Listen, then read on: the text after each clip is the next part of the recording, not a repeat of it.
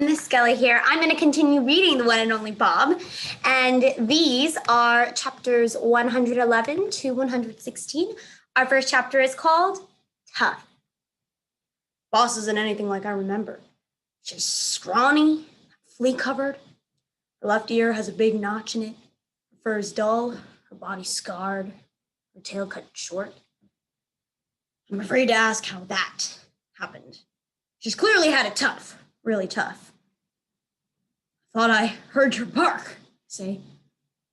Then it stopped. Figured I was crazy. I was napping.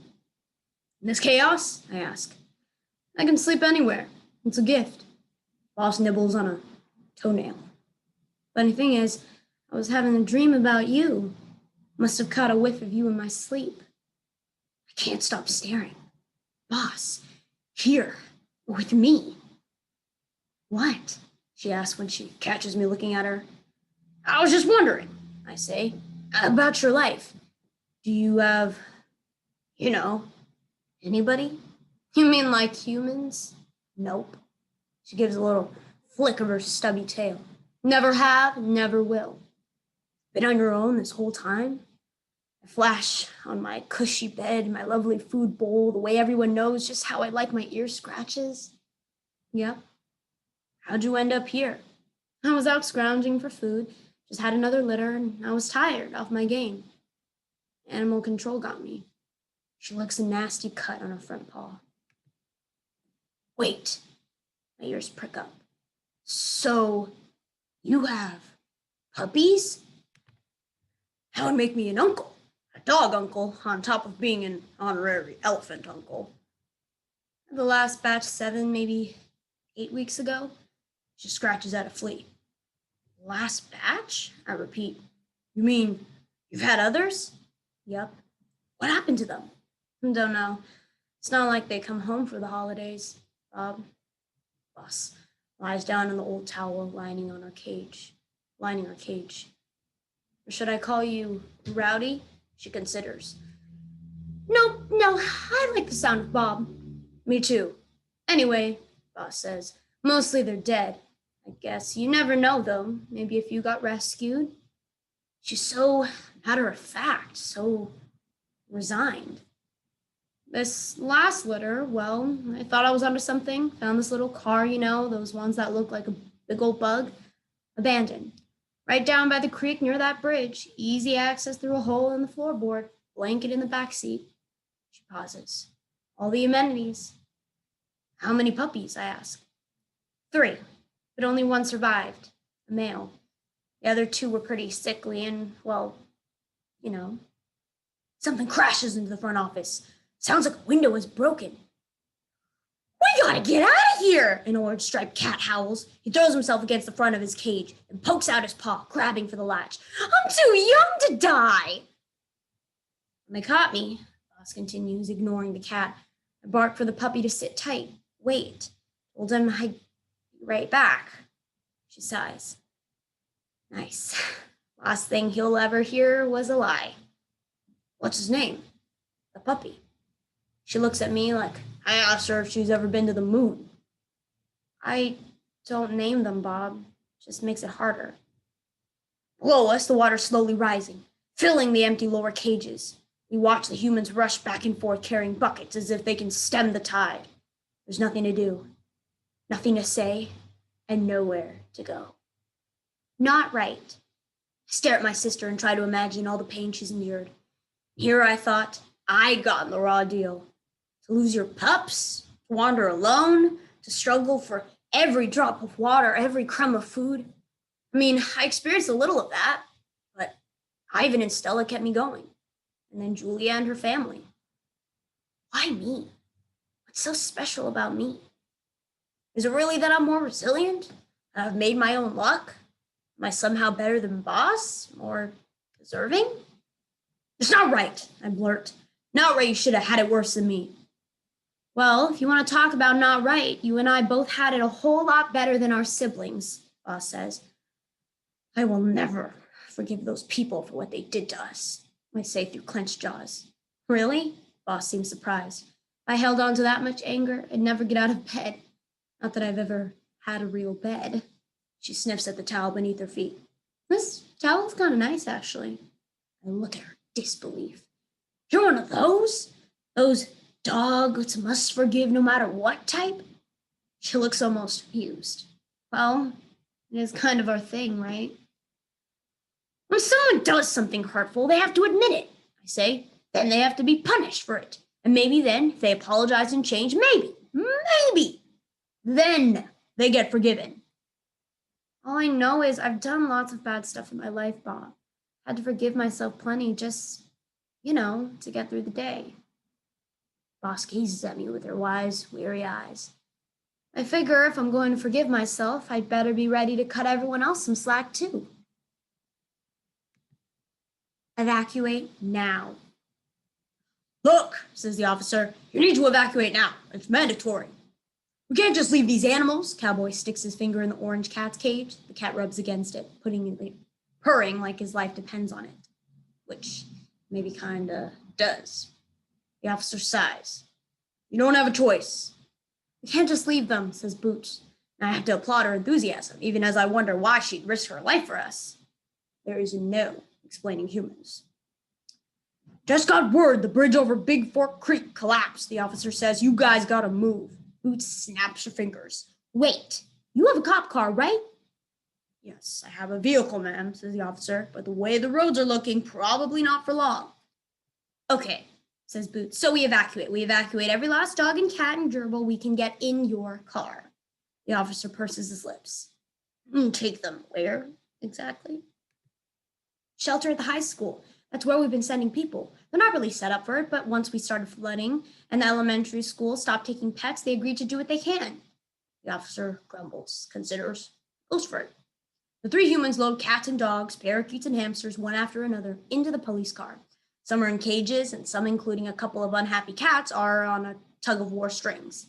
Finally, it's our turn. Looks like there are 9 of us left. Cat's full and then some, the officer reports, struggling to shut the shelter's front door against the rising water. We are officially out of room. Cowboy looks at us, his eyes teary. Don't worry, fellows. We'll be back, he sniffles. I promise. You think we should leave the cages open, at least give him a fighting chance? Asked Boots, in case, Sure, but they couldn't handle his current. I can barely stand up. Cowboy shakes his head. Look, I'll borrow my brother's bass boat. We'll come right back. Hopefully the waters won't get much higher than this. Okay then, Boots gives a grim nod. Stay calm, friends. Like that's an opinion. Preparing for the worst. The wind slows for a moment and then the room goes silent. We stare at the black pool swallowing the cages below. A chew toy shaped like a pink turtle floats past. It's just us and a whole lot of water. I check out the group.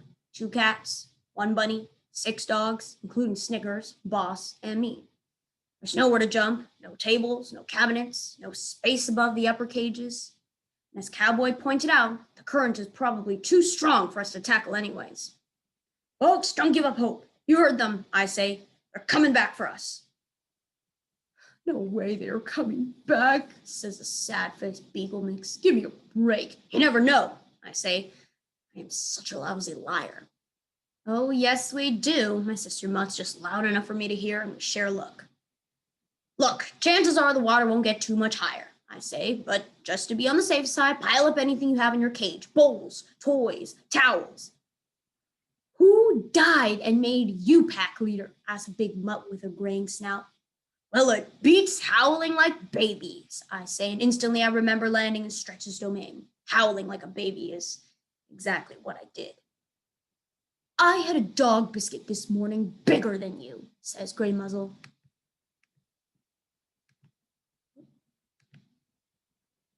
What about me? Someone squeaks. Does the bunny get a vote? Hold on, Thumper, says the orange cat. This clearly is a job for a higher feline intellect. No! Sharp voice rises above the din. Listen to Bob. He's annoying, and his hygiene leaves a lot to be desired. But I've seen him get himself out of all kinds of scrapes. Thanks for the props, Nick, I say, especially the kind words about my odor. The wind groans and something metallic hits the side of the building. We fall silent again, waiting for more. The windows rattle, the walls shudder. It's like the building is as scared as the rest of us. So, Snickers says, breaking the gloom, you heard Bob. Start stacking. How about my litter box? Asks a small white cat with dark green eyes. Would that work?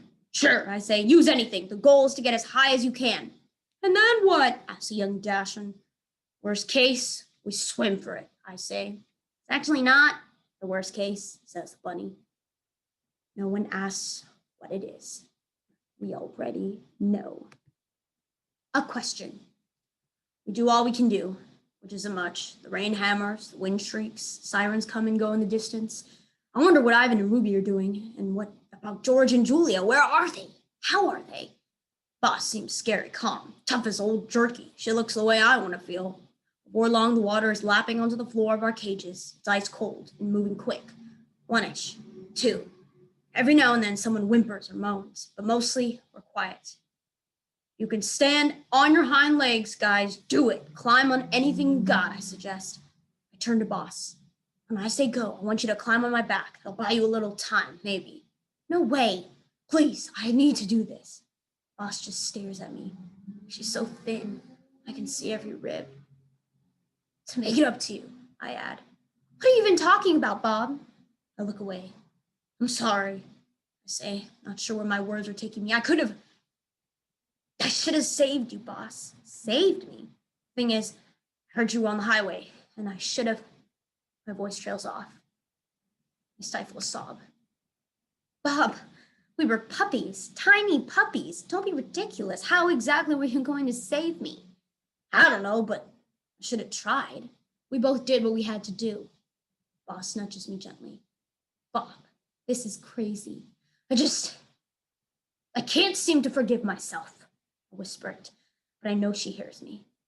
Beneath the water, I feel a paw in mine. I forgive you, okay? Not that you need it, mind you. One condition, though. I nod. Wait. You have to forgive yourself, too. Again, I nod. And slowly but surely, something fine and warm begins to fill my heart. Romeo. Before I can say anything more, Snickers calls my name. Bob, dear, there's something I want you to know. Boss winks at me. Listen up, brother. Sure, Snickers, I call. What's up? Snickers makes a little throat-clearing noise. I kept this locked inside me all this time, but now, facing the end, I feel the need to unburden myself. Really, Snick? I say quickly. There's no need for that. The thing is, Snickers pauses for dramatic effect. I love you, Bob. I always have. I love the way your cute little tail gets all curled between your legs when you're embarrassed. I love the way you hum to yourself when you chew your kibble. I love the way you drool when you take a nap. I think I'm getting the point. Picture, Snick. Thanks. Awfully nice of you to say. And, Snickers says, Boss can't hide her amusement. Go ahead, Bob, she whispers. What can it hurt? We're all gonna die anyway. Bobble? Snickers calls. Yeah. Yeah, sure.